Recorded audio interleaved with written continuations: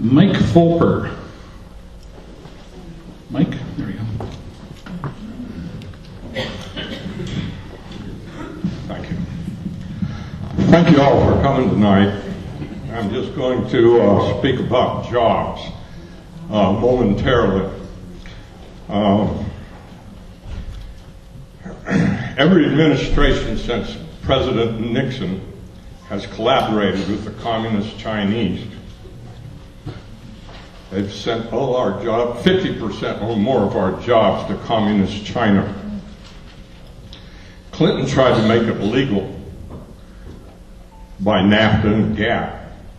You all have heard about NAFTA and GATT. I'm going to speak very quietly, but I'm speaking very seriously. We got a big problem in this country, and it has nothing to do with these side issues of health care. It has to do with the UN treaty. And I don't mean to embarrass you, but I'm going to explain in 30 seconds everything about the UN treaty. It's affecting our jobs. Number one, I don't have to explain that to anybody. Everybody in this room, most everybody in this room, has went to sleep in the last 50 years. I'm a Vietnam veteran, and I went through some nasty stuff with the CIA illegally. I'm going to explain real quick about the UN treaty. Sir? It was formulated by Franklin Roosevelt. Could we have 1941 before... Could we have a question, please? Sir, could we have a question, please? Before 1945, before it was signed, we won every conflict that the United States was involved Sir, in. do you have a question, sir?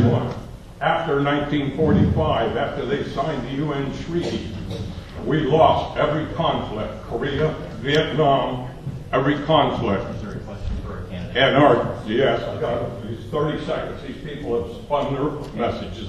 Okay. Wrap it up, please. The UN treaty has to be canceled before you will get your Constitution back. It takes a Congress and the President to sign a treaty, and it takes a President and Congress to cancel a treaty. So we have to put congressmen back in power and a President, hopefully Ron Paul, that can cancel that treaty. Until that's done, forget your health care and forget everything else. My simple question is, which one of you candidates is willing to stand up to Communist China, the UN treaty, 50–60% of all our jobs? You know what I'm talking about. You can't go to Walmart without buying Chinese crap. You can't go to stores and buy food without Chinese crap. It comes from the UN treaty.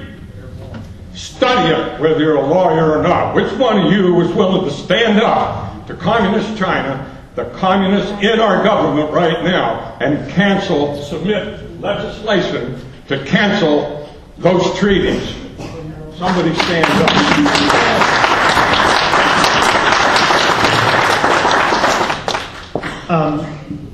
Very passionate.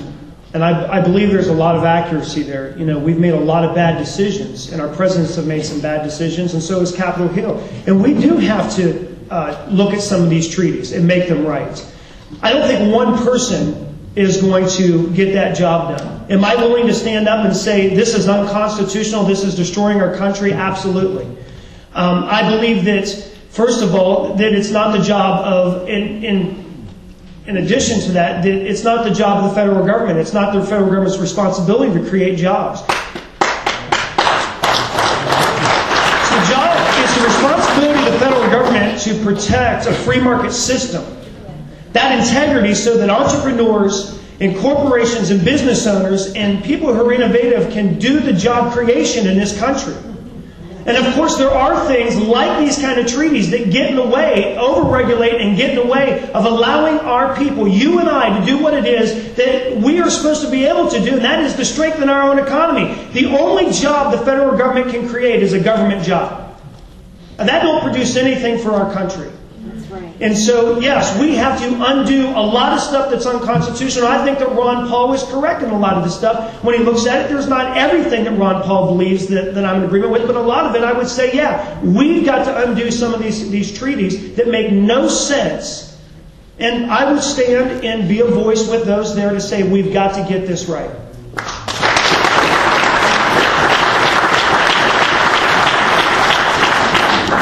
I think if I understand the gentleman's question, I think he's saying that we have yielded our sovereignty to the United Nations. I believe that's the question that's being asked. Now, look around. Look at all the globalism that's now taking place all around the world. And that the United States in particular, we have lost our sovereignty. The greatest, most powerful nation. Nations used to, I hate to use this term, bow to us, but we walked softly and carried a big stick. We were the power of the world. We are no longer in that position. And why are we no longer in that position? And Bo had spoken about veto rights in the United Nations. The question is, why have we yielded the sovereignty over many of these issues that we have? Why do we need Communist China's approval to do what we want to do? I grew up in an age, I don't know about you guys, I grew up in an age when my mom would bring something home. She said she only paid $0.25 for it. And I said, oh, really, why is that? She said, well, look on the back. Oh, made in Japan. Remember? Yeah. And look what's happened to Japan now as we pump millions and billions of dollars into the rebuilding of Japan. Well, what's happening now is it's a redistribution, a governmental worldwide redistribution of American dollars to the rest of the world. We have to wake up and understand that. And yes, sir, I will stand up and do all that I can to see us remove is our enemy. We fought Great Britain, 3 times? We fought Russia. They're communist. China is communist. France was half communist. Every member of the United Nations other than us is our enemy. Scripture tells us, how can two walk together unless they agree? Well, I strongly believe that we need to get out of the United Nations. That the United Nations is just begun to try to usurp our sovereignty, and that is their goal. Their goal it's a movement towards a one world government without national pride or sovereignty. And the problem is the values in the rest of the world aren't the same values that we have here, and it's very dangerous to submit ourselves and actually submit our sovereignty to another body. And I think that's very unconstitutional. In fact, in our court systems, we have judges in our court systems that actually cite international law instead of citing the Constitution. That's scary, and that's dangerous. And yes, anything that would come against our opportunity in this country to help create American jobs, we need to be against it, whether it's treaties or any other types of excessive taxation, regulation, and all the burdens that our government, under Republicans and Democrats alike, has put on this economy to stop the creation of jobs. Every politician from 6 Ways to Sunday says, I want to create more jobs. Well, the problem is government can't create jobs. Government can just get out of the way. So that the private sector, the free market, can create jobs. I appreciate your heart for that. I mean, you shared your heart. If we could eliminate the UN, I would fully support that. I just don't think it makes sense to keep the UN there and us pull out. I'll give you a couple examples. 6 years ago, the UN wanted to force Israel to give over half its land. You know who stopped that? American veto. 25 years ago, the UN ruled to take military action against Israel, and one nation stopped that with a veto power. That's America. A couple years ago, they wanted to pass global warming standards across the world, which if we weren't there, it wouldn't affect us. No, it would affect us because other countries would be illegal to buy our products unless we abided to their rules. There was one country that stood up and stopped that, and that was the United States. I believe those situations protect our friends, protect our security, and protected jobs. The situation with jobs is we make light bulbs illegal to produce in the United States. Congress makes those curly Q light bulbs. Everybody's seen them. Illegal to make here in the United States. Then they pass a law that everybody has to buy those and outlaw the other ones. See, as Congress is saying, no, you have to use these bulbs, and then they can only be made in China.